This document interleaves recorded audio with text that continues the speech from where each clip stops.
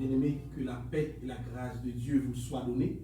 C'est avec beaucoup de plaisir que nous occupons cet espace aujourd'hui pour discuter avec vous de sujets très importants, un sujet qui se trouve dans l'ère du temps. Il s'agit de la centralité du diable dans nos cultes, la centralité du diable dans nos activités. Donc, est-ce qu'il ne faut pas, est-ce que nous ne devrions pas la déraciner?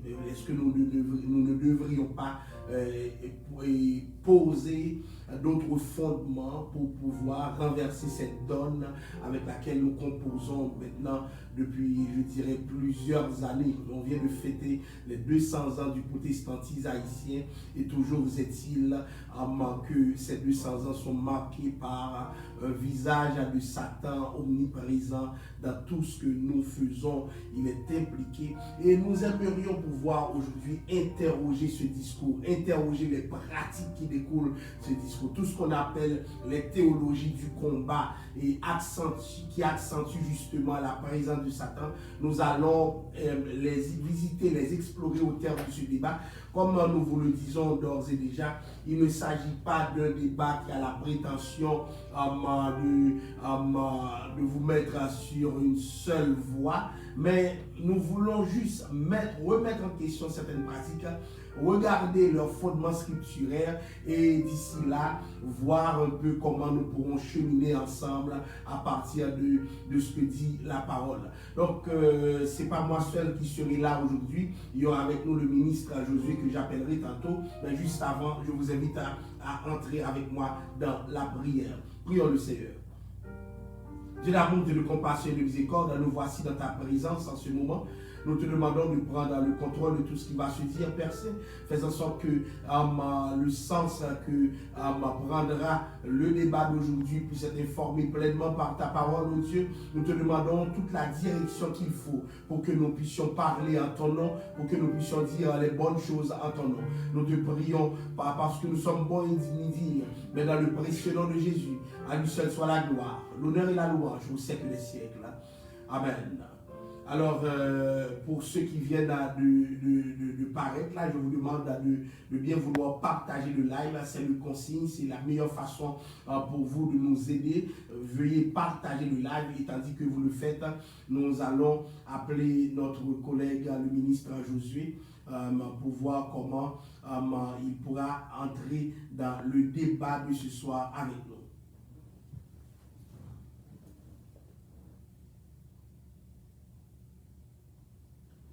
Oui, ministre Josué. Salut, pasteur. Salut, ministre Josué. Comment ça va? Eh bien, ça va bien par la grâce de Dieu. Et de ton côté, comment ça va? Eh bien, jusqu'à présent, on se maintient avec la Covid, le confinement et tout. Et par la grâce de Dieu, jusqu'à présent, on est en pleine forme. Je remercie le Seigneur qui me donne encore l'opportunité d'être avec toi sur cette plateforme. Je remercie aussi toute l'équipe qui travaille derrière la scène, juste pour permettre à toutes les personnes qui nous suivent de pouvoir bénéficier de ce genre de discussion, de débat. Et j'aimerais te saluer particulièrement et saluer aussi l'ensemble du ministère, l'Église de la prophétie Montréal-Nord-Ouest, chaque ministre distinctement, chaque ouvrier qui travaille. Puis voilà, on est encore là. Gloire à Dieu. Eh bien, nous allons aujourd'hui débattre de sujets très pertinents. Il s'agit pour nous autres de discuter de ce qu'on pourrait appeler la centralité du diable dans nos cultes, la centralité du diable dans nos discours, la centralité du diable dans nos pratiques. Donc, est-ce qu'il ne faudrait pas faire en sorte que cette centralité soit perdue? Comment tu vois la question? Juste avant de te céder la parole, j'aimerais que ceux qui m'écoutent fassent le constat. Lorsque nous rentrons dans une église protestante haïtienne surtout, africaine aussi, qu'est-ce que nous voyons? Nous voyons toujours que les gens se mettent à chasser le diable. Les églises haïtiennes ont des chants qui viennent avec. Par exemple, il y a ce chant qui dit Esaïe de Batouali, Alléluia, diable a dit pas qu'à rentrer. Je ne sais pas quand Esaïe est descendu de ce bateau, quand l'Éternel est rentré là-dedans. Matom, maison matom, crasé diable. Matom, crasé diable.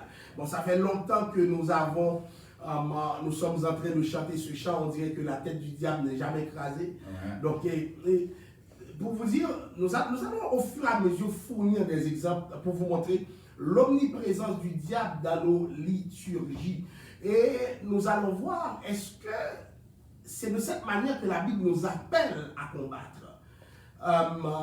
Je cède la parole au ministre Josué, qui va justement intervenir sur le sujet de manière à nous éclairer la lanterne. Alors, à toi la parole, Josué. Dis-nous qu'est-ce que tu en penses. Merci encore une fois, pasteur. C'est comme tu le disais tantôt, c'est un sujet très, très important et tous ceux qui ont la possibilité de participer à un culte dans les églises haïtiennes, que ce soit à Montréal, à Laval ou en Haïti, peut faire ce constat-là, de voir à quel point, que ce soit à travers nos prières, à travers nos cantiques, même la prédication de l'Évangile, et même parfois on dirait que si tu ne mentionnes pas le diable dans les services, on dirait qu'il manque quelque chose, tellement c'est quelque chose de très familier dans le culte en tant que tel. Ce que je trouve, c'est que je pense que pendant que j'ai pensé autour de ce sujet-là, je ne veux pas comme les théologiens, les gens qui réfléchissent peut-être même avant nous autour de ce sujet-là, diraient que pourquoi dire que comme si il y a une place comme centrale. Mais quand on regarde vraiment, si on est sincère, si on est conscient, on va devoir accepter le fait que le diable ou le Satan ou les démons ou les esprits méchants, peu importe la nomenclature qu'on fait, mais ça reste quand même très très présent dans nos cultes, dans notre façon d'adorer, etc. On le voit justement dans nos prières. Lorsque les gens prient, même une petite prière d'invocation, nous voyons le diable qui arrive comme un cheveu sur la soupe. Pas seulement les prières de convocation, d'invocation, il y a aussi toute la liturgie respire le diable. Je n'ai pas fait une analyse de la récurrence pour savoir dans nos chants combien de fois le mot diable est répété, mais c'est presque sûr que tu ne sortiras pas, surtout d'une église pentecôtiste haïtienne, sans avoir le diable au maximum. Mais juste avant, est-ce que c'est un problème, ministre Josué, de parler du diable dans nos églises, dans nos cultes? Est-ce que ça, c'est un problème? C'est comme très délicat de répondre à ce genre de questions-là parce que tout dépendra de ce que l'on croit du diable. Par exemple, la plupart des gens vont parler du diable en fonction de leur expérience et non pas en fonction de ce que la Bible révèle au sujet du diable. Maintenant, si la personne va parler du diable dans un culte, sachez qu'il va avoir comme fond son expérience, et c'est là aussi qu'il y a aussi une bonne possibilité, un large éventail d'erreurs qui peuvent découler parce que c'est pas notre expérience qui détermine la vérité, c'est la parole de Dieu qui détermine. Donc en réalité, parler du diable en tant que tel, ce n'est pas un problème, mais le fait de donner comme beaucoup de place dans nos cultes, et en même temps aussi, tout dépend de quelle source qu'on va avoir pour en parler, parce que quand même, la Bible en parle, donc le fait de ne pas accepter ou de ne pas être d'accord d'en parler, ce serait un petit peu contradictoire à la Bible, parce que la Bible en parle, pourquoi pas non, mais ça ne fait pas partie des thèmes centraux de la Bible non plus. Donc pourquoi le diable soit central dans nos cultes alors qu'il n'est pas central dans la Bible? Alors, je vais faire, je ne vais pas dire l'avocat du, mais je suis l'avocat de Dieu. Je vais faire l'avocat de Dieu. Sur ce sujet, certaines personnes disent que dans le Nouveau Testament, notamment, nous voyons que Jésus est toujours en face de démons. Donc souvent, ces scènes démoniaques se répètent et nous avons vu Jésus plusieurs fois chasser les démons. Donc ils disent, même en chassant, même en menaçant l'eau qui était agitée, Jésus s'adressait à des principautés qui étaient derrière l'eau. Donc, est-ce qu'il n'y a pas lieu vraiment? Est-ce qu'on devait mettre le diable de côté dans notre ecclésiologie pour dire ça n'existe pas? Est-ce que ce ne serait pas mieux? Ce serait peut-être plus facile de le dire, mais le faire, ce serait très difficile. Mais par contre, si on regarde vraiment surtout le début du ministère de Jésus-Christ, dès le départ, on va voir comme il y a une forme de confrontation entre le Messie et les démons. C'est quand même très présent dans le ministère de Jésus. Je crois que cela faisait partie aussi d'une façon de se présenter aussi comme étant le Fils de Dieu, celui qui a autorité même sur les démons, parce que quand même les démonstrations de puissance que Jésus a faites à travers le chasser des démons, ça aussi c'est comme une façon de se présenter, de s'identifier, parce que les gens qui vont observer cela, quand on regarde dans Marc chapitre 1er, quand Christ était arrivé dans une synagogue, il a chassé les démons pendant qu'il enseignait, puis les gens commençaient à questionner pour dire quel est donc celui-ci? Donc la question est allée vers Jésus, c'est qui est-il pour accomplir cela? Donc c'est quand même une façon de s'identifier en démontrant sa puissance à travers l'expulsion des démons. Mais par contre, on n'a pas vraiment d'indice pour dire que dans le culte du 1er siècle, par exemple, dans l'église primitive, dans un espace cultuel, on n'a pas vraiment de référence biblique qui laisse croire qu'il y avait comme pas mal de place vraiment pour... cela dit, mais que fais-tu de ce texte où l'auteur arrive en disant « Voici les miracles qui accompagnent ceux qui ont cru.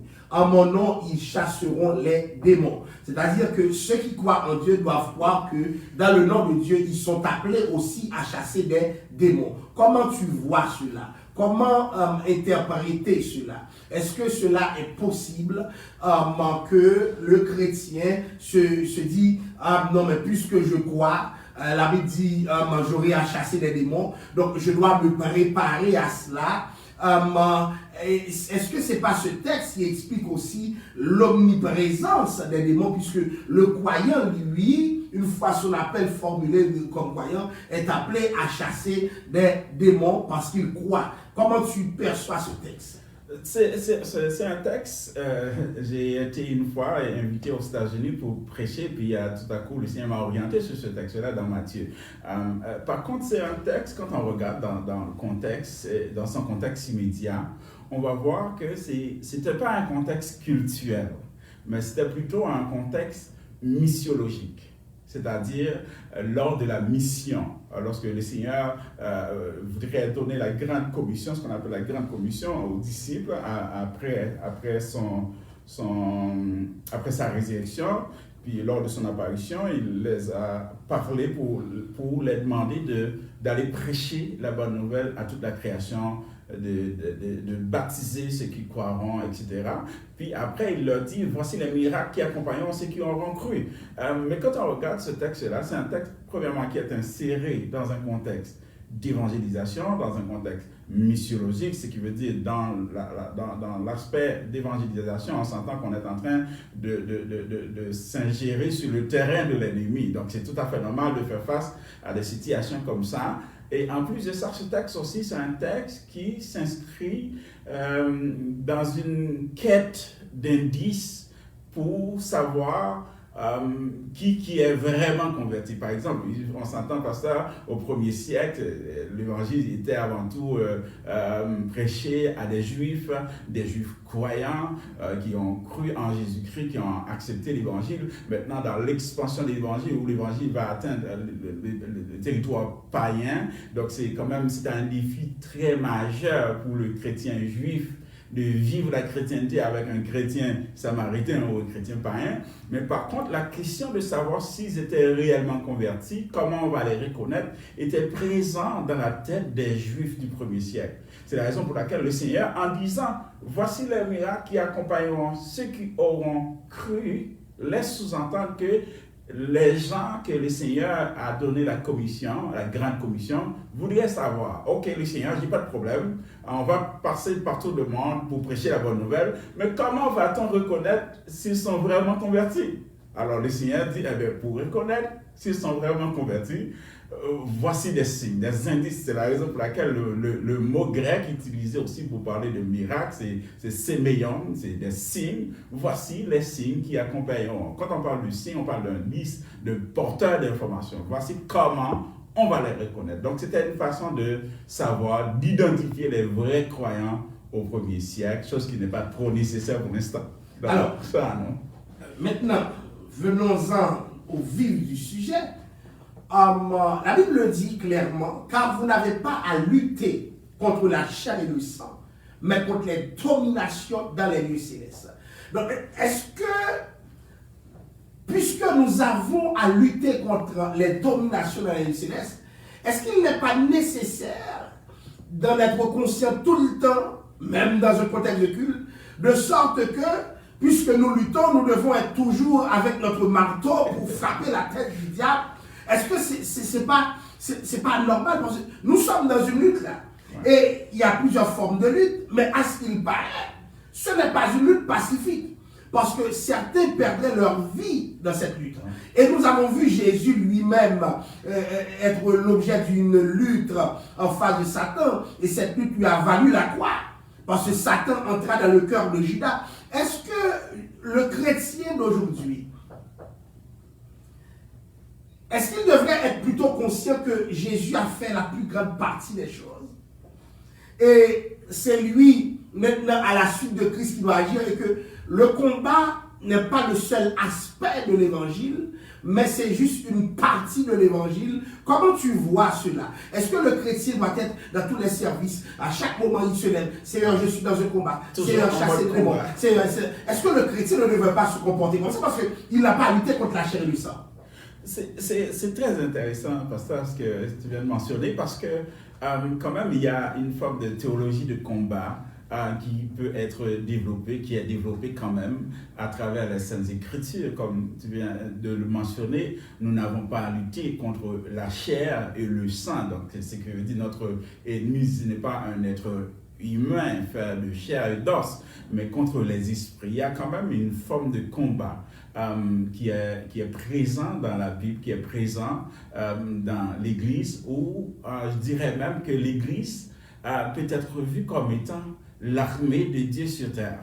Mais par contre, l'image de l'armée n'est pas le seul image utilisée dans la Bible pour illustrer ou pour parler de l'Église. Par exemple, la Bible va parler aussi de l'Église comme étant l'épouse de Christ. Admettons que l'Église soit l'armée et l'épouse. À quel moment devrait-on se comporter comme étant l'armée de Dieu ou comme étant l'épouse de Christ? Tu vois, il y a pas mal d'analogies. L'Église comme étant le corps de Christ. Alors, à quel moment on doit se comporter comme étant corps, comme étant armée, comme étant épouse? Et voilà, est-ce que je pourrais enchaîner en posant une autre question? Oui. Est-ce qu'on ne pourrait pas être une épouse toujours en guerre? Est-ce qu'on ne pourrait pas être une épouse toujours en guerre? Parce qu'il y a des épouses qui seraient toujours en sa qualité d'épouse, et puis c'est toujours là. Mais c'est curieux. On met l'emphase, ministre Josué, sur ce qu'on appelle le caractère combatif et du chrétien, mais on oublie que c'est aussi un amoureux. Ouais. Donc pourquoi il n'y a pas une omniprésence de l'amour dans le discours?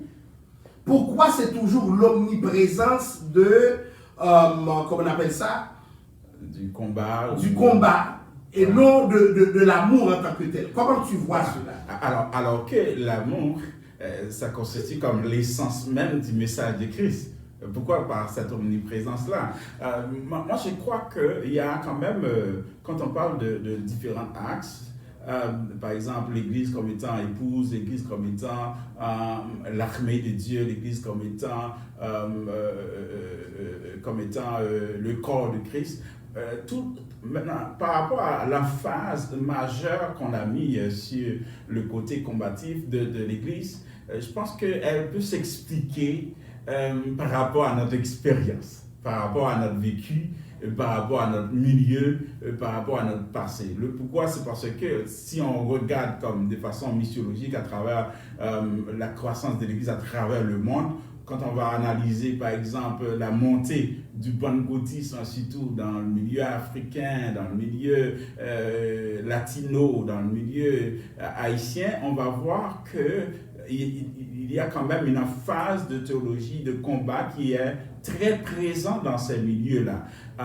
Ça explique aussi par la réalité aussi quotidienne de ces gens-là. Je pense que quand même, c'est quand même une façon de répondre ou de donner une réponse à leur vécu qui a permis cette emphase majeure. Si on retourne en Haïti, on va voir quand même, c'est quand même un pays où il y a quand même beaucoup d'insécurité, la tendance combative, elle est toujours présente, même dans la bouche des hommes politiques, avant qu'ils commencent à mener une lutte dans la sphère politique. Leur seul premier slogan, c'est que nous avons une bataille qui nous doit mener. Donc, cette notion de combat, elle est quand même très présente en Haïti, ce qui a permis aussi quand même de mettre beaucoup d'emphase aussi dans l'Église sur la manière de répondre de façon adéquate aussi à la société environnante.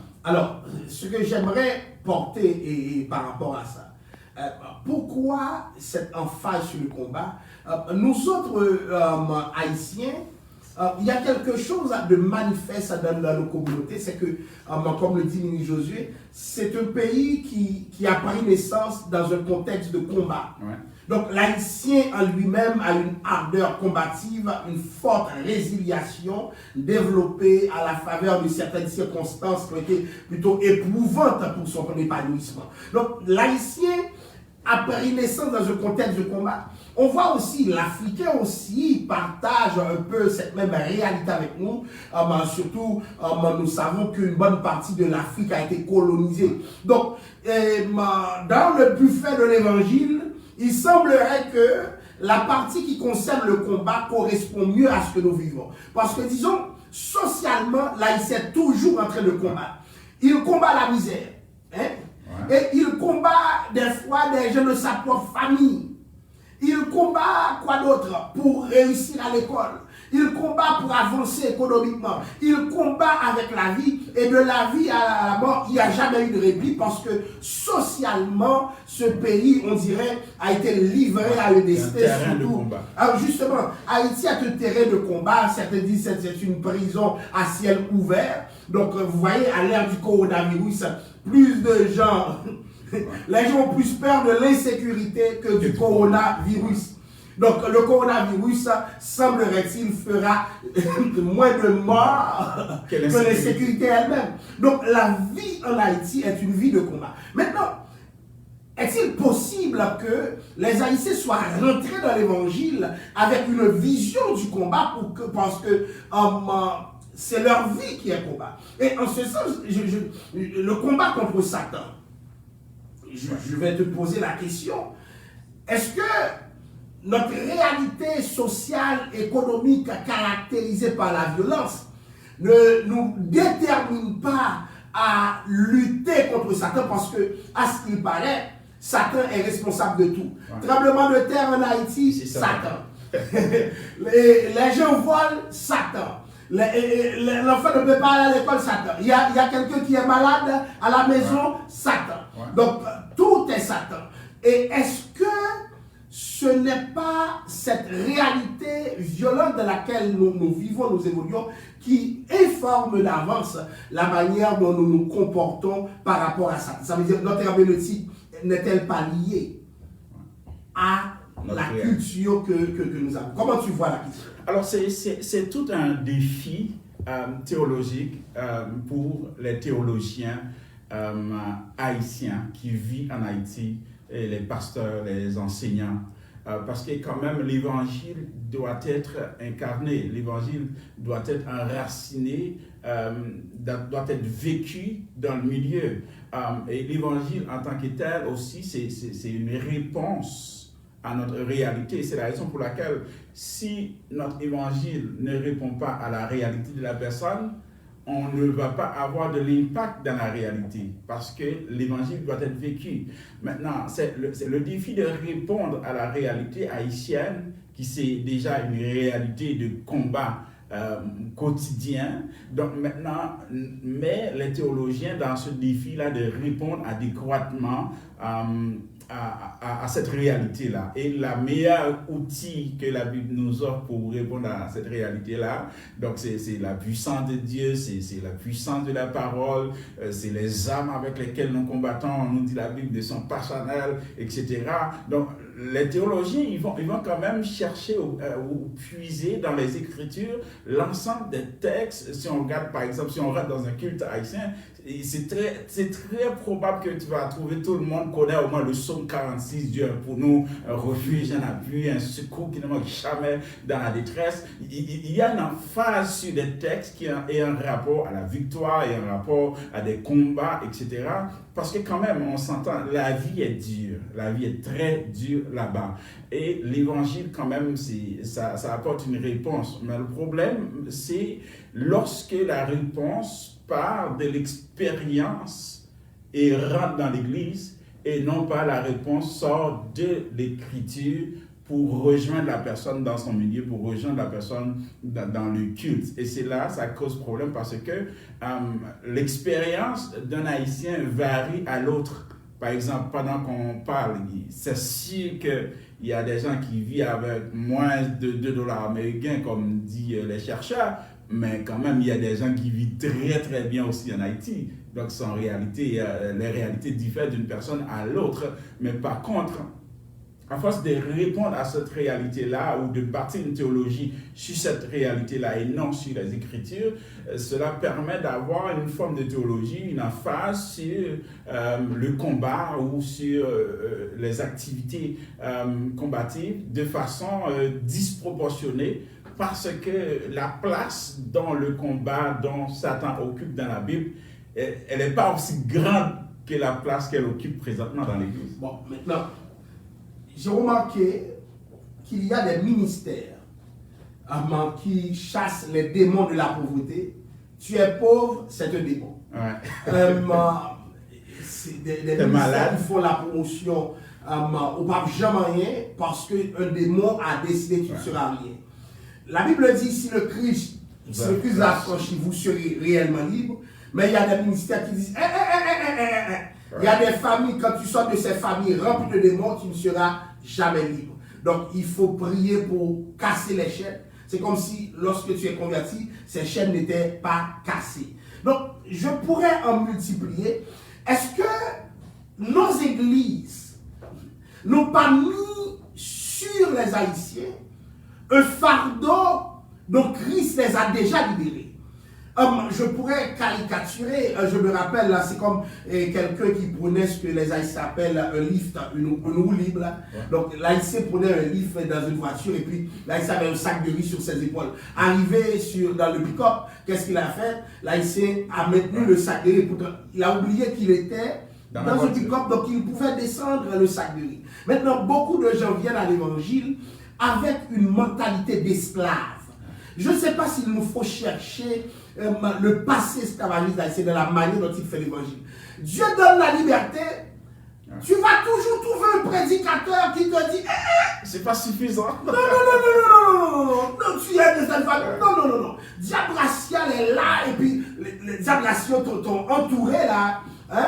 Et écoute, les démons familiaux sont là pour t'empêcher d'aller. Mais maintenant, devant cet arsenal de guerre que les prédicateurs dressent devant les Haïtiens, est-ce qu'il n'est pas normal que l'Haïtien se dise, il y a la guerre qui m'attend, donc depuis que tu rentres dans l'évangile, donc tu dois te préparer à boxer le diable. Et nous avons des boxeurs évangéliques, des champions dans la boxe. Et qu'est-ce que nous pourrions dire, Mini Josué, de cette réalité? C'est sûr, pasteur, il y a une responsabilité théologique. Moi, je dirais même, c'est la responsabilité théologique. C'est une responsabilité des théologiens, des pasteurs, des enseignants dans des églises, parce que ce qu'on vit comme étant expérience, comment on vit la vie chrétienne, découle de la façon dont on comprend la vie chrétienne. Et la façon dont on comprend la vie chrétienne découle de la façon dont on nous l'a enseigné. Et la façon dont on nous l'a enseigné, c'est sûr que ça vient d'un pasteur ou d'un prédicateur, etc., avec son passé, avec son background, avec sa façon de croire, de comprendre, ses ressources, etc. C'est quand même, c'est très lié à la qualité de formation théologique de la personne, à sa réflexion, ses recherches, parce que la façon dont on vit la vie chrétienne découle de tout cela. Donc, je crois que c'est quand même, moi je dirais qu'il faudrait même questionner, voire même revoir cette partie de la théologie-là, la théologie du combat, ou la théologie du diable, ou des démons, etc. Parce que quand même, oui, ça attire beaucoup de foule, ça attire beaucoup de gens, mais c'est juste que jusqu'à quel point ça plaire à Dieu, jusqu'à quel point vraiment ça rend libre vraiment les gens, parce qu'on a beaucoup plus l'impression qu'on est en train de les mettre encore sous un autre joug, même après avoir été libérés par Jésus-Christ. Par exemple, comment comprendre que quelqu'un va dire que par le fait que ta mère ou ton père voudrait avoir un enfant, et puis il est allé prier un saint, et puis le saint a répondu à sa prière, et puis tout à coup, on lui a donné, par exemple, Marie-Yves, par exemple, parce qu'il y a un saint en Haïti qui s'appelle Saint-Yves. Tu viens convertir et puis la personne va dire non, il faut changer ton nom parce que le nom que tu portes, c'est le nom d'un démon. Tu vois, c'est quand même très compliqué tout ça. Et la plupart du temps, c'est des théologiens, c'est des gens d'église, des gens qui devraient peut-être là pour cette personne-là, pour l'aider à comprendre que ça n'a aucune implication sur sa vie actuelle parce qu'il est en Christ.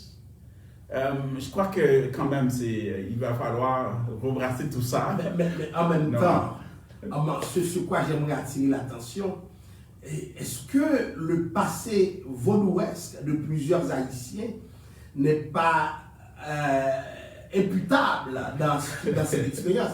Parce que plusieurs Haïtiens, c'était des anciens vaudouisants. Ouais. Et ce passé de vaudouisants fait en sorte que, même en venant chrétien, se révèle structurant. Qu'est-ce que je veux dire par là? Il y a une manière vaudouesque d'être protestant. Ouais. Comment ça être vaudouesque d'être protestant? Le rapport de l'Haïtien avec le diable puis ses racines dans le vaudou. Dans le vaudou, la personne appelait les lois et les lois descendaient, venaient comme si c'était, comment dirais-je, normal, venait pour donner de l'ordre, dire exactement ce qu'il faut passer. Maintenant, le Dieu protestant, pour certains Haïtiens, n'est pas différent de Papa Loi. Je ne sais pas si ça t'est déjà arrivé, pour voir, la personne dit, moi-même, il n'y a rien que j'ai demandé à Dieu et Dieu ne m'a pas dit qu'est-ce qu'il faut faire. Mais non, Dieu n'est pas un loi là. Ouais. C'est le loi qui va te dire exactement ce qu'il faut faire. Il y a des fois que tu parles à Dieu, Dieu décide de ne pas répondre immédiatement. Parce que Dieu n'est pas comme un loi. Dieu peut prendre 10 ans pour te donner une réponse à une question que tu as formulée et pour laquelle tu as beaucoup prié. Mais les lois, c'est dans l'immédiat. Vous voyez? Donc, est-ce que cette manière vaudou de construire le monde n'a pas un impact sur le fait qu'aujourd'hui, même en devenant chrétien, nous sommes dans l'obligation de voir le diable partout? Certainement, par exemple, quand on regarde, il y a une chose qu'on ne peut pas s'en passer, c'est notre passé. Notre passé, quand même, a une influence sur notre présent et même parfois sur notre futur. Quand on regarde l'expérience vaudorex d'un Haïtien quelconque, parce qu'il y a des gens qui sont pasteurs dans leur passé, ils étaient des Ougans, c'était des prêtres vaudous. Par contre, même s'ils sont convertis à Dieu ou convertis au Seigneur Jésus-Christ, ils sont devenus pasteurs, mais cela ne soustrait pas pour autant leur expérience passée. Et c'est là, ça fait défaut lorsque on n'est pas capable de dissocier l'expérience de l'Écriture afin de bâtir une saine doctrine, non sur la base de l'expérience, mais sur la base de l'Écriture. Par exemple, tu peux prêcher, par exemple, une théologie du diable dans une église, et puis l'autre personne te dit, ben, moi, je ne crois pas comme ça parce que moi, j'ai vécu ceci. Oui, c'est comme pour la personne, son expérience, son vécu est beaucoup plus importante, est beaucoup plus important, est beaucoup plus fort que ce qui est écrit. Et non, ce n'est pas supposé être comme ça. C'est sûr que quand on regarde la réalité, c'est que notre passé en tant qu'ancien vaudou, converti, etc., bien que quand on parle de notre passé, moi j'ai jamais été vaudou, je suis né dans une famille baptiste, mais notre passé en tant qu'haïtien en général, vaudouex, il va y avoir un impact parce qu'il va nous rattraper de temps en temps. Et c'est la raison pour laquelle le devoir du théologien, le devoir du pasteur, le devoir du leader en tant que tel, c'est comment raffiner une réflexion autour des sujets comme ça pour que ce n'est pas notre expérience qui va nous dire qui est le diable, comment est le diable, mais c'est les Écritures qui vont nous éclairer sur qui est le diable, comment est le diable. Je me rappelle une fois avoir été en présence de plusieurs jeunes en Haïti, pasteur, et puis il y en a un qui allait acheter un livre, mais c'était un livre qui parlait de différentes lois, de différents esprits, parce que selon lui, il sait que, selon ce qu'on lui a appris, c'est qu'il faut savoir tous les noms des démons pour pouvoir les chasser. Alors le jeune est allé acheter un livre qui n'a rien à voir avec la chrétienté pour étudier tous les noms des lois, afin que quand il rencontre un démoniaque ou quelqu'un qui est possédé d'un esprit méchant, pour qu'il puisse le chasser en mentionnant son nom. Regarde jusqu'à où quelqu'un est allé pour aller chercher une compréhension sur le diable, sur le monde satanique, pour pouvoir l'intégrer dans le milieu d'église. Certainement, pasteur, notre passé vaudouex, et c'est dommage, ça a un impact majeur sur notre façon de comprendre certaines choses. Et il y a aussi des récits dans nos églises. Je ne sais pas si tu te rappelles, quand on était enfant, il y avait Bakaji Kamwana Nkouba, il y avait Emmanuel Amos. Va à Bethel, va y raconter ce que j'ai fait pour toi. Donc, ces livres ont structuré un peu notre imaginaire. Nous avons une certaine vision des choses très connectée avec ces ouvrages. Donc, quand nous étions petits, nos parents nous lisaient ces ouvrages. C'est des anciens agents du diable convertis, gagnés à la cause de Christ et qui racontaient certaines choses qu'ils ont vues dans le monde, qu'ils auraient vues dans le monde invisible. Et ce qu'ils nous racontaient était dans un langage très accessible. Et conséquence, c'est qu'ils ont renforcé notre théologie du combat. Pourquoi? Parce que nous luttons avec le monde invisible. Et c'est pour cela qu'il fut un temps, je ne sais pas, dans le but de combattre le diable, et lorsque quelqu'un mettait de la permanente, il y avait des gens qui venaient à l'église pour prêcher, pour dire, vous savez, la permanente était fabriquée dans le monde invisible. Et puis, si c'est fabriqué dans le monde invisible, les fidèles ne devaient pas mettre la permanente. Mais ce qui arrive, c'est qu'arrivé au Canada, aux États-Unis, les mêmes fidèles qui disaient qu'il ne fallait pas mettre de permanente, mettent la permanente maintenant. Donc, ça change rapidement et surtout drastiquement. Pourquoi? Parce que il s'agit de théologie fondée sur ce que d'autres ont dit et non la parole. Quand est-ce que la parole dit de ne pas mettre de permanente? Quand est-ce que... Il y a tout... Vous voyez, la peur du diable. Et il y avait même des théologies qui disent que, je ne sais pas si vous avez entendu, moi-même quand j'étais jeune, quelqu'un qui chassait un démon, et puis pendant que la personne chassait le démon lui a dit non, tu ne peux pas me chasser. Ce qui est dans ta tête est pour moi. Qu'est-ce qui est dans ta tête? C'est une permanente. Et la personne a cru. La personne a cru, et puis les autres ont vu, et puis comme les autres ont vu, maintenant c'est les démons qui nous disent c'est quoi l'évangile. C'est les démons qui nous enseignent. Et vous voyez des pasteurs qui viennent sur la chair pour dire, regardez ce que le démon a dit. Mais le démon est menteur dès le commencement. Ouais. Hein? Si le diable est le prince des démons, mais le prince est le père du mensonge. Mais à quoi nous nous attendons-nous? Depuis quand un démon peut nous enseigner la parole de Dieu? Je ne sais pas qu'est-ce que tu vois par rapport à ça. Oui, c'est très dommage parce que c'est quand même une réalité, moi je dirais, décevante. C'est vrai parce que quand on regarde parfois même des prédicateurs qu'on faisait pas mal de confiance parce que quand on est capable de s'asseoir pour écouter quelqu'un, parfois même acheter son CD ou d'accord, chercher son nom sur Internet pour pouvoir l'écouter, quand même, il y a un crédit qu'on fait à cette personne-là, il y a quand même un minimum de confiance qu'on accorde à cette personne-là. Puis tout à coup, c'est cette même personne-là qui va partir de son expérience avec un démon pour te dire la vérité. Jusqu'à quel point la vérité est véritable quand elle sort dans la bouche d'un démoniaque et non pas dans la bouche de Dieu ou dans la parole. C'est la raison pour laquelle, moi je dirais pour ce débat-là, une des choses que j'aimerais que les gens qui nous écoutent retiennent, c'est que on ne construit pas une doctrine sur la base de l'expérience. L'expérience est importante. L'expérience est là comme par exemple élément pour justifier, pour comprendre, pour expérimenter cette doctrine-là. Mais on bâtit une doctrine à partir de l'écriture. On parle de l'écriture à l'expérience et non pas de l'expérience à la vérité, à la doctrine en tant que telle. Parce que quand même, c'est pas rassurant et ça peut conduire à n'importe quelle conclusion désastreuse. Par contre, moi je crois que au niveau responsabilité, nous en tant que leaders, nous en tant que pasteurs, en tant que ministres, en tant qu'ouvriers qui travaillent dans le champ de Dieu, je pense qu'il y a une éducation qu'il faut faire pour couper le cordon, pour couper le pont avec notre passé vaudouesque, parce que cela ne nous aide pas dans la compréhension de certains éléments doctrinaux. Mais en même temps, ce que j'aimerais te rappeler rapidement, beaucoup de gens sont convertis parce qu'il y avait un démon qui les poursuivait. Oui.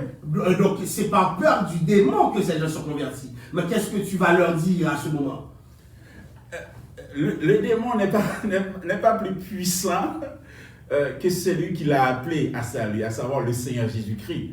C'est ce qui se passe dans l'Église, parce que actuellement, on est en train de fabriquer une forme de peur dans la vie des gens. Je ne sais pas si c'est pour les maintenir en prière. Par exemple, il y a des gens, s'ils ne savaient pas qu'ils étaient persécutés, ils ne priaient jamais. Donc, je pense qu'il y a quand même une forme de manipulation, une forme de contrôle que la plupart des prédicateurs exercent sur les gens par rapport à tout ça. Parce qu'on s'entend que c'est la vérité qui libère, et c'est le Seigneur qui sauve, qui délivre. Et si la personne a reçu le Seigneur dans sa vie, eh bien, la Bible nous dit clairement, rien ne pourra vous nuire. Donc, il faut croire en ce que Dieu nous a dit au sujet des démons et non parce qu'un prédicateur nous a dit au sujet des démons. Il faut croire en ce que Dieu nous a dit au sujet d'une réalité spirituelle et non pas de croire en notre expérience au détriment de ce que la parole nous a enseigné en tant que tel. Donc, est-ce qu'il y a une façon de croire qui peut nous faire nier notre propre expérience? Par exemple, la personne par expérience sait que voilà ce qui est arrivé à elle, voilà ce qui est arrivé à elle, et puis elle-même aussi, la même chose va lui arriver. Donc, est-ce que cette expérience, elle doit la nier parce qu'elle croit? Parce qu'une des choses très importantes, c'est que c'est un des torts aussi que les théologiens qu'on vient de mentionner, les pasteurs comme Bakajika, Emmanuel Amos et d'autres ont fait, parce que eux, quand ils ont vécu leurs expériences, c'est fort probable qu'ils n'avaient pas une bonne formation théologique adéquate par rapport à ces sujets-là. Mais pourtant, leurs expériences peuvent être vécues, peuvent être vraies, mais à force d'essayer d'expliquer ces expériences-là et de justifier ces expériences-là, ils auront tendance à servir de certaines écritures pour appuyer leurs expériences Donc, et non pas pour éclairer leurs expériences. C'est juste pour comme ils vont servir avec les Écritures normalement à cette fin-là. Et ce serait très dommage parce que ça va comme développer une forme de théologie vraiment contraire, sans tenir compte aussi des contextes, etc. Mais par contre, quand on regarde d'un point de vue expérientiel, si quelqu'un expérimente par exemple le fait qu'un démon lui a dit que un tel peut me chasser à cause que j'ai pas telle chose dans ma tête, alors qu'un tel a telle chose dans sa tête comme une greffe ou des rallonges, etc. Mais quand on regarde dans les Écritures, est-ce que ça a rapport avec les Écritures? Est-ce que si quelqu'un met ça dans ses cheveux, est-ce que ça peut nuire à sa grâce, sa puissance, etc. Parce que un des problèmes que ça va causer, c'est qu'on va bâtir une forme de puissance sur la base de notre prix, comme si on a payé un prix, on a jeûné, on a prié, on a payé un prix pour être puissant. Alors cela va nous faire oublier que notre puissance vient du fait que le Seigneur Jésus a dit, voici, je vous donne le pouvoir de marcher sur les serpents. Donc, le pouvoir que le Seigneur nous a donné, ce n'était pas sur la base de ce qu'on a fait pour Dieu ou de ce qu'on a fait après notre conversion, etc. Donc c'est quelque chose qui émane de Dieu et que l'on reçoit d'abord et uniquement par la foi. Je ne suis pas en train de dire qu'il ne faut pas prier, qu'il ne faut pas jeûner, mais c'est juste un équilibre pour vous faire comprendre que c'est très important de s'appuyer sur Dieu et sur sa parole et non pas sur son vécu et sur son expérience qui est variante, qui est changeante. Ok. Alors, il y a certaines personnes qui demandent que sont les lois, que sont les démons, est-ce que ça existe vraiment? Est-ce que nous les considérons comme des êtres? Pour ma part, oui, ça existe. Oui, je les considère comme des êtres à part entière qui ont justement une extériorité par rapport à l'homme. Je ne pense pas que c'est l'homme qui les a inventés, mais ils sont là et d'une certaine façon antérieurs même à l'homme. Je ne sais pas, qu'est-ce que tu pourrais ajouter sur ce plan? Oui, ce serait même de dire que est-ce qu'on croit qu'il existe des esprits? Donc en général, oui, certainement, il en existe. Des esprits méchants ou des esprits démoniaques, ce sont ces esprits-là qu'on les appelle des lois. Ce sont des esprits démoniaques, normalement que la Bible aussi en parle, lorsque la Bible parle des mauvais esprits, des esprits méchants dans les lieux célestes, etc. Oui, ça existe, oui, les démons existent, oui, ils peuvent agir, c'est pas un vent ni une force agissante, c'est des êtres, ils ont des volontés, et ils sont capables de communiquer, etc. Donc oui, ça existe vraiment. Donc, voilà. Il y a quelqu'un qui te demande aussi, est-ce qu'il n'y a pas d'autre façon d'expliquer, de comprendre les phénomènes de possession démoniaque à part de la compréhension des textes à partir de l'expérience personnelle et des textes bibliques qui parlent de démons, de diable littéralement. C'est-à-dire, en dehors de la compréhension littérale que la Bible demande, est-ce qu'il n'y a pas une autre compréhension qui peut se dégager de ça? Je te laisse répondre. Quand même, on vient de mentionner comme plusieurs éléments. Par exemple, on peut expliquer le phénomène de la possession ou de l'influence démoniaque, tout dépend de la façon de la compréhension théologique de la personne. Il y a d'autres qui pensent, on ne peut pas parler de possession quand il est question d'une présence d'un mauvais esprit. D'autres pensent que c'est juste une influence démoniaque, etc. On ne va pas rentrer dans ce sujet-là, mais entre-temps aussi, on va dire que ce n'est pas un sujet aussi qu'on est en train de parler sur la possession démoniaque en tant que telle, mais quand même, on va dire que la Bible, en quelque sorte, ne donne pas vraiment d'explication sur la manière dont une activité démoniaque a commencé dans la vie de qui que ce soit. Par exemple, on va trouver une femme qui était courbée pendant des années. Le Seigneur va dire que c'est comme un démon d'infimité qui l'a rendue comme ça. Mais la Bible n'a pas dit comment elle s'était rendue comme ça. Donc on n'a pas une explication à cela. On a trouvé comme par exemple l'homme de Gadara, le Gadarénien, qui était possédé et puis qui vivait dans des cimetières, donc au milieu des tombes. Mais on nous a expliqué sa situation, on nous a expliqué comment il s'était libéré par la puissance de Jésus-Christ, mais la Bible ne nous a rien dit par rapport à quand est-ce que cela s'était produit, ni comment cela s'était produit. Donc en réalité, on a vraiment pas d'indice par rapport à l'entrée de cela. Mais une chose très certaine, c'est que quand on est chrétien, on est sous la protection de Dieu. On appartient à Dieu. Car la Bible dit, si quelqu'un a l'esprit de Christ, si quelqu'un n'a pas l'esprit de Christ, il ne lui appartient pas. Donc, tous les croyants ayant l'esprit de Dieu en eux appartiennent à Dieu. Donc, il serait impossible de croire qu'il pourrait y avoir une forme de possession dans la vie de quelqu'un qui a déjà reçu le Seigneur, qui est déjà possédé par l'Esprit de Dieu. Mais par contre, on ne peut pas vraiment donner une explication sur comment donc, cela s'était produit. Il y a d'autres personnes qui pourraient dire ça de façon expérientielle. Je me rappelle avoir fait face à des cas de possession où j'ai rencontré une fois une dame, puis c'était après sa libération, elle nous a expliqué, c'était pendant qu'elle dormait. Donc, elle était en train de dormir, puis en songe, elle a vu que certaines choses, etc. Alors que quand le démon était sur la personne en train de parler, le démon était en train d'expliquer exactement ce que la personne nous a expliqué quelques temps après sa libération, alors qu'elle n'était pas consciente lorsqu'elle était possédée et que le démon nous parlait. Ce qui veut dire qu'on a pu comprendre que son expérience qu'elle a vécue en songe, c'est une réalité quand même spirituelle qu'elle avait vécue en tant que telle. Ce qui veut dire, pour moi, d'un point de vue expérientiel, il se peut que pendant que la personne dort, il a vécu une expérience, ça a eu un impact négatif sur sa vie, mais ça reste comme une réponse en fonction de l'expérience. Mais si on rentre dans les Écritures, c'est sûr qu'on ne va pas avoir trop d'indices vraiment scripturels qui nous demandent comment cela s'est produit dans la vie des personnes. Alors, il faut dire aussi que, bibliquement parlant, la Bible ne nous permet pas, c'est pas le livre qui te permet de découvrir dans sa globalité ce que j'appellerais toute l'activité démoniaque. C'est pas un livre satanique.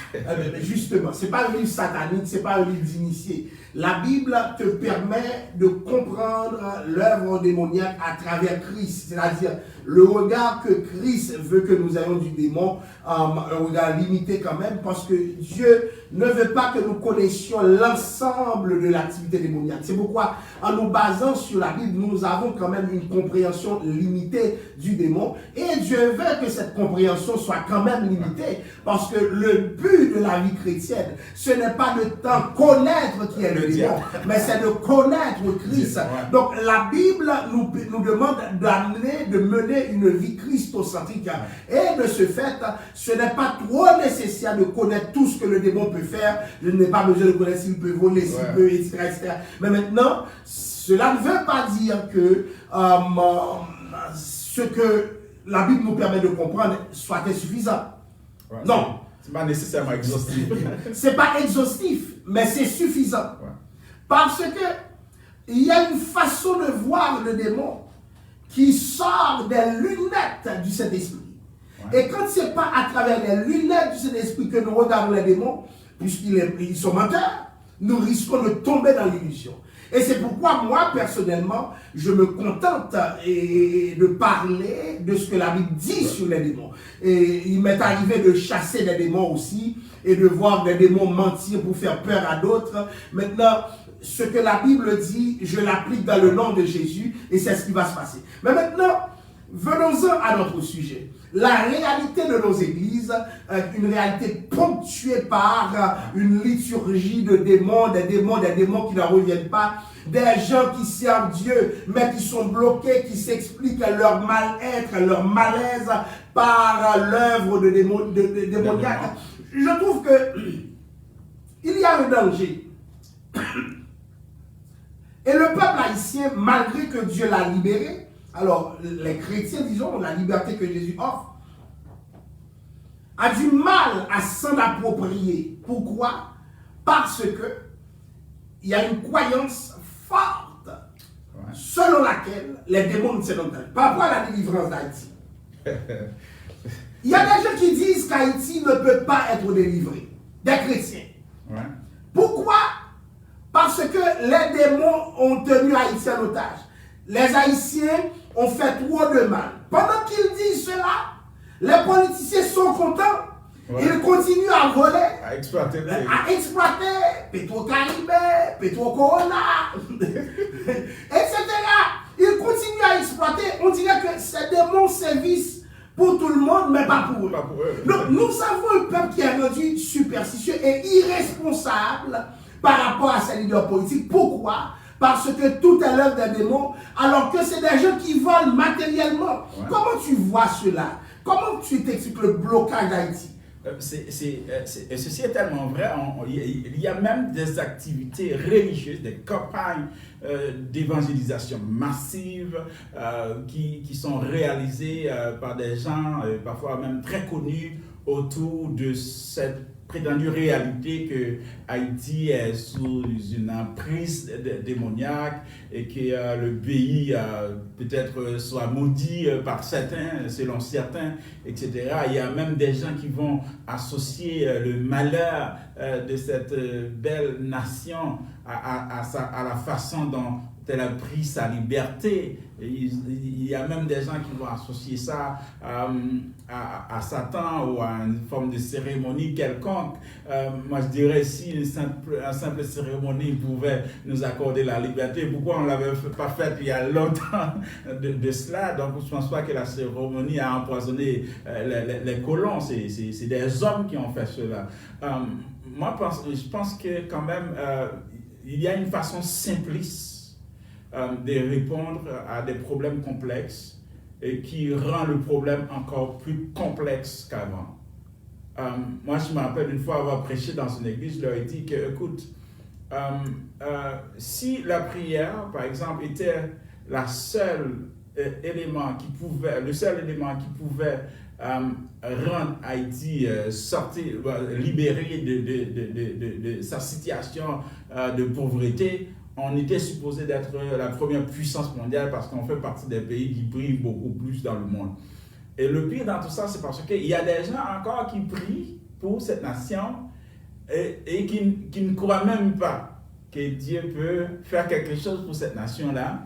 Et il y a des gens qui croient beaucoup plus du fait que Haïti soit, selon eux, sur une emprise démoniaque, au lieu de croire que Dieu peut, par sa puissance, faire infiniment au-delà de ce que nous demandons ou pensons.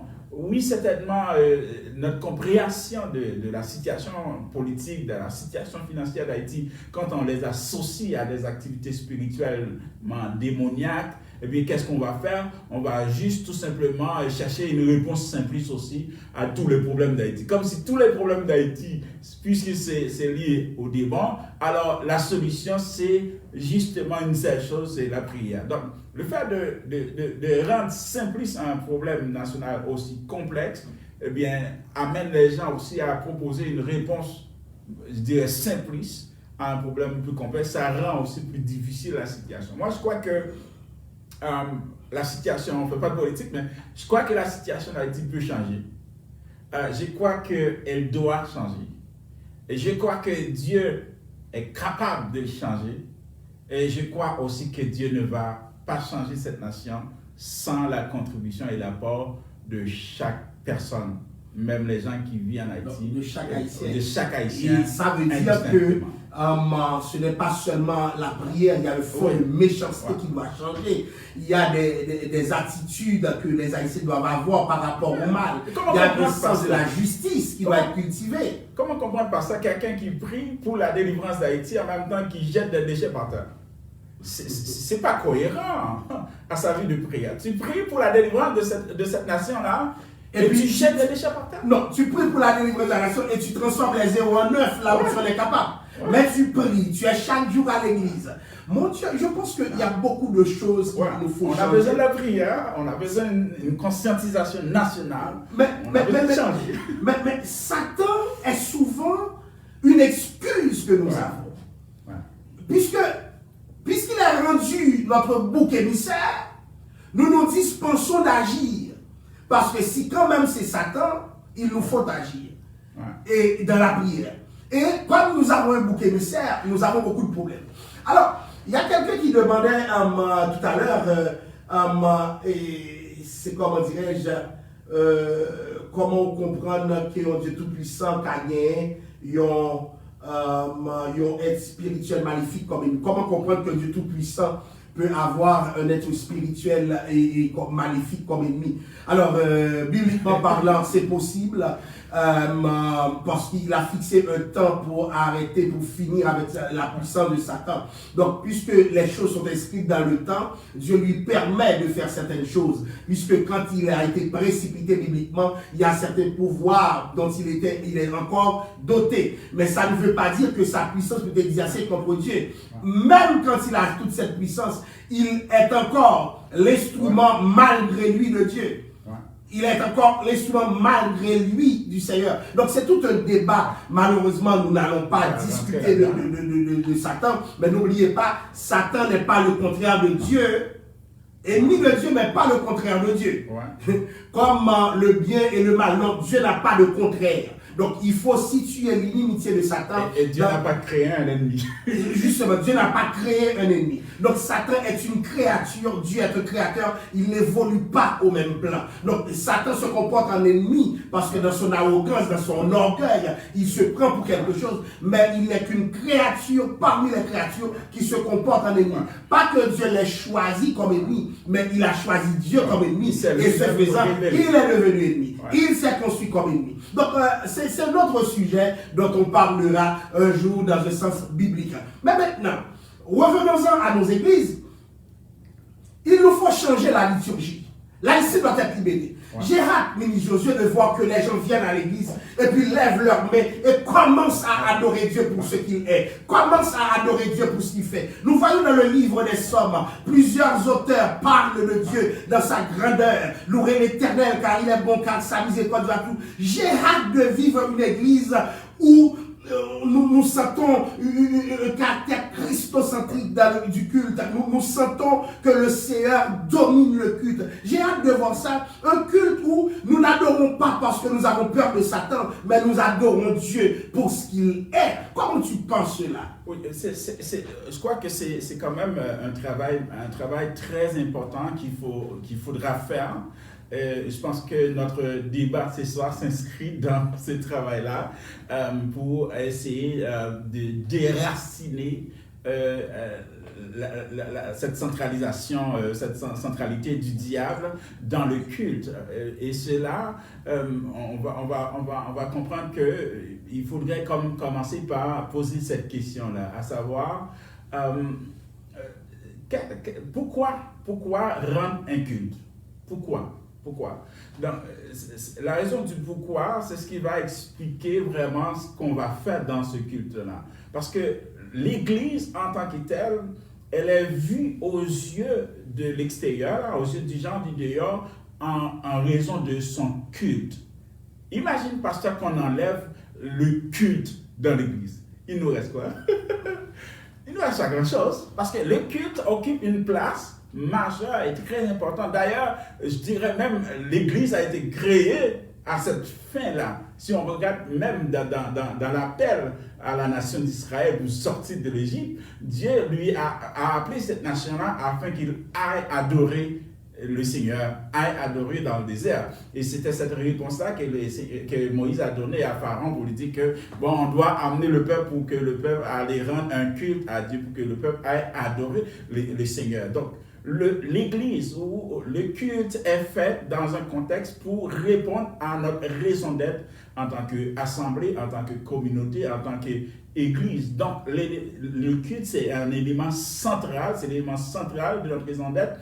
Et dans cet élément central-là, c'est que c'est Dieu ou c'est le Christ même qui est au centre du culte. Donc, on existe pour rendre un culte à Dieu. On a été créé pour louer, pour célébrer Dieu. Et cette adoration, cette célébration doit être au cœur de notre culte. Donc, Christ est au cœur de cette adoration-là. Donc, il va falloir qu'on replace le Seigneur dans sa place, qui lui revient et détrôner le Satan ou le diable, peu importe la façon dont on l'appelle. Donc, que le Seigneur soit beaucoup plus présent dans nos cantiques, dans nos prières qu'un démon. Il y a quelqu'un qui dit qu'il y a une incohérence en voulant croire que dans l'existence de Satan et encore vouloir décentraliser son influence dans la liturgie de l'Église. Mais ce que nous voyons justement, c'est que la Bible parle de Satan et la Bible est quand même christocentrique. Donc la Bible reconnaît la capacité, le pouvoir de Satan, mais la Bible est christocentrique. Et déjà, nous avons des exemples d'églises dont la liturgie est christocentrique. Et personnellement, comme chrétien, je crois dans l'existence de Satan, je prêche même sur le personnage de Satan, mais je ne mène pas une vie qui est réglée par Satan.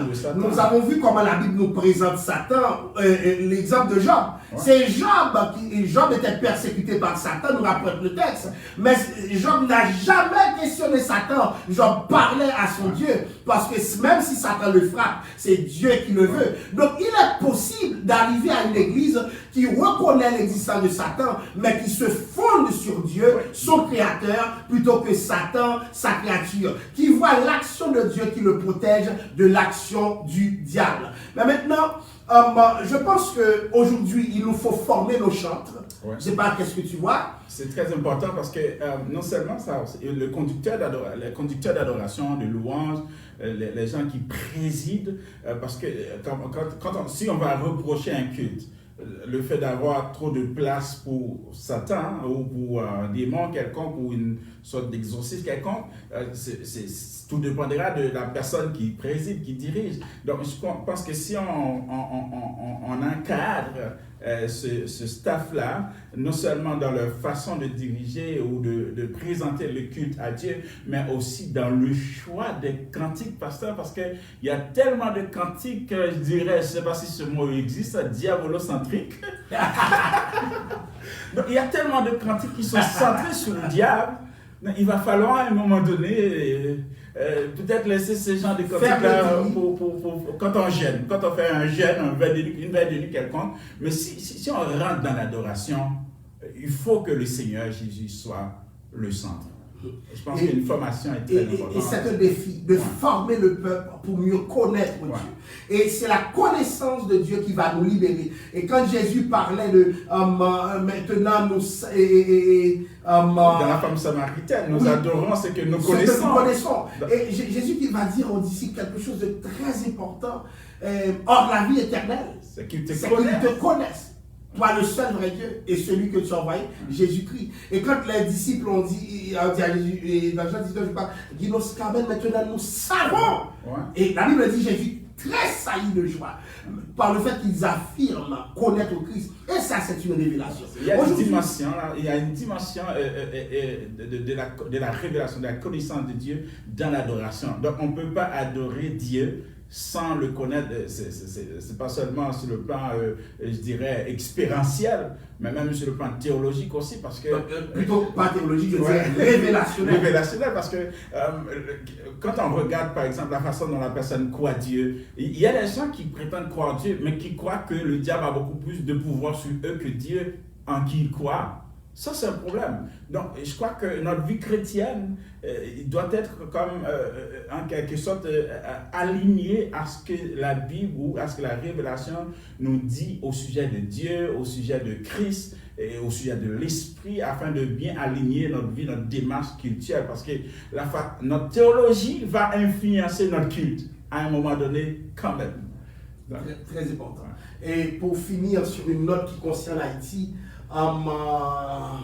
c'est pas une note diabolocentrique comme ça. Il y a quelqu'un qui a dit quelque chose. La délivrance d'Haïti va commencer quand les chrétiens vont aller voter aux élections. Parce que les chrétiens ne participent pas aux élections, malgré qu'on sait que ce sont des voleurs qui sont candidats. Mais quand les pays, on s'en a tué, toutes les églises demandent la prière pour le pays. Et c'est vrai. Nous demandons la prière pour le pays. Alors qu'on ne va pas voter. Le chrétien, il sait voilà ce qu'il fait. Il prône le changement, mais il ne participe pas dans le processus qui mène vers le changement. Mais il est capable de dire, ça doit changer. Mais le processus, non. Et ça passe par les élections. Non, ils diabolisent les élections. Qui fait la politique? Ils disent que c'est les gens... qui peut faire la politique, par exemple? Qui peut faire la politique? C'est les vagabonds qui font la politique. Ils attendent un changement tombé du ciel. Donc c'est ça. Ils oubliaient que Daniel faisait la politique, le roi David faisait la politique. Et j'en passe, Paul lui-même dira au roi Agrippa, j'aimerais que tu sois comme moi à l'exception de ces chaînes. L'apôtre, c'est dans le livre des Actes, c'est Paul qui s'adressait aux chrétiens qui travaillent dans la maison du roi. Donc écoutez, beaucoup de gens, nous devons revoir notre ecclésiologie. Et la centralité de Satan est problématique. Et aujourd'hui, nous devons remettre en question cette centralité. Parce que Dieu est au centre. Et quand Dieu est au centre, tout devient secondaire. Nous ne pouvons pas nier l'existence de Satan et son fonctionnement, mais nous ne pouvons pas lui accorder une centralité. Comme dit quelqu'un sur notre menu contextuel, Dieu seul doit être élevé. Dieu seul est digne de louange, à Dieu seul la gloire. Et c'est dans cette mesure que nous pourrons vraiment cheminer en toute quiétude, en toute liberté vers notre destinée. Est-ce qu'il y a un dernier mot que tu aimerais ajouter, ministre Josué, pour que nous puissions clôturer ce débat? Alors, merci pasteur. J'aimerais terminer par une note d'encouragement. Je crois qu'il y a une lueur d'espoir dans la musique chrétienne haïtienne, avec la montée de plusieurs artistes comme James Alcindor et tant d'autres artistes qui commencent à quand même avancer dans le milieu évangélique avec différentes formes de musique qui quand même qui ne met pas le diable au centre, mais qui met beaucoup plus accent sur l'adoration, sur Dieu qui est au centre de tout ça. Et je crois que j'aimerais encourager les gens qui ont des groupes de louanges, qui ont des orchestres évangéliques, etc., des compositeurs, à contribuer à cela en composant des cantiques qui sont structurés, qui reflètent une bonne théologie de Dieu. Je ne dirais pas comme il ne faut pas mettre le nom de diable dans vos chants, c'est pas ça que je suis en train de dire, mais éviter de donner trop d'emphase sur le diable, alors que l'adoration d'abord doit être adressée à Dieu et à Dieu seul. Donc, j'encourage les gens qui composent, les gens qui jouent de la musique, les gens qui dirigent, les gens qui ont un talent pour composer des musiques, à s'accentuer là-dessus, à surveiller à cela, des gens qui vont diriger, présider des services aussi. Si c'est un service d'adoration, tu ne vas pas mener un service de combat, c'est un service d'adoration. Alors faites bien attention aux cantiques que vous allez choisir, etc., afin que vous puissiez aussi contribuer à décentraliser cette notion de Satan qui occupe une place, moi je dirais, trop importante dans le culte, alors que le culte doit être christocentrique. Donc merci aussi, pasteur, de m'avoir encore une fois m'invité à prendre part à ce débat. C'est toujours un plaisir. J'aimerais remercier aussi chaque personne qui nous écoute, qui partage et qui aime ce qu'on fait. Et, alors n'hésitez pas à en partager, à donner des mots d'encouragement. Et puis c'est ça, on se voit peut-être une autre fois ou la semaine prochaine pour un autre débat. Merci beaucoup, ministre Josué. Merci à tous ceux qui nous ont écoutés. N'oubliez pas les consignes, partagez ce live, c'est la meilleure façon dont vous puissiez nous aider. Et nous avions débattu de cette centralité de Satan dans nos cultes. Et ce que nous disions, c'est que Satan existe, le mal existe, mais le mal n'est pas central dans la vie chrétienne. C'est comme faire un culte où Dieu est en seconde zone. Et je pense que Dieu n'acceptera jamais ce genre de culte.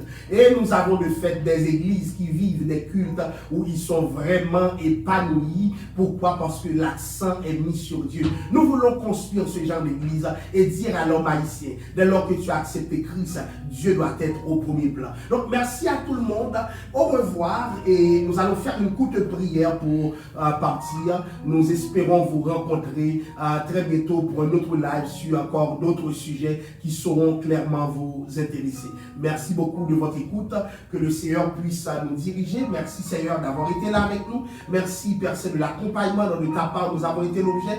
Nous te demandons d'être le maître de tout ce que nous faisons Père Saint. Merci du ministre Josué qui a pu intervenir aujourd'hui. Merci Père Saint de toute l'aide que nous avons reçue. Dirige-nous Père Saint. C'est au nom de Jésus que nous te prions. À lui la gloire, l'honneur et la louange au siècle des siècles. Amen. Au revoir et à la semaine prochaine, à jeudi prochain. il y aura un autre débat encore plus excellent parce que nous voulons prendre le temps de former cette communauté pour que nous soyons une communauté forte. Merci et à la prochaine. Que le Seigneur bénisse.